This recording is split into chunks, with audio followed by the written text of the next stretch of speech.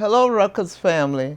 For this year Black History Month message, I want to talk to you about Ida B. Wells. In 1970, a long-forgotten autobiography was finally published. Crusades for Justice by Ida B. Wells gave an activist, educator, and investigating journalist her due.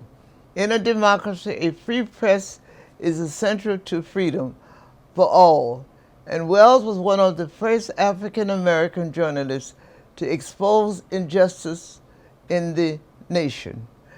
Ida B. Wells was born a slave in 1862 in Mississippi and freed as a child by the Emancipation Proclamation. Her parents were progressive, urging her to pursue her education. Her father was a founder of Shaw University, now Russ University, a school for the newly freed slaves. At 16, both her parents died from yellow fever, and she had to care for her siblings. Though she was the sole financial provider for the family, she managed to finish her education at Fisk University.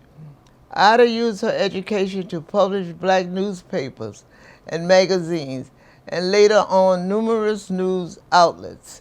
She also used her newspapers as a platform to criticize the poor quality of schools for African Americans in Memphis. In 1884, long before Rosa Parks, she refused to move to a train coach for colored only when ordered by the train crew. She was removed by force and subsequently sued the railroad.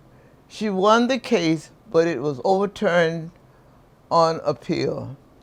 Most notably, she led an anti-lynching campaign in 1892. Despite threats to her life, she continued traveling throughout the South, speaking, writing, and organizing for civil rights and the women's movement for the rest of her life. Wells was one of the founders of the National Association for the Advancement of Colored People. She was also an integral part of women's suffrage. She founded the Alpha Suffrage Club in 1909, creating a strong and organized voting bloc that exists to this day. In 2020, Wells was honored with the Pulitzer Prize Specialist Citation for her outstanding and courageous reporting on the violence against African Americans. Thank you for listening to this important part of our history that has not been taught in northern schools. Hey, wonderful, wonderful, wonderful.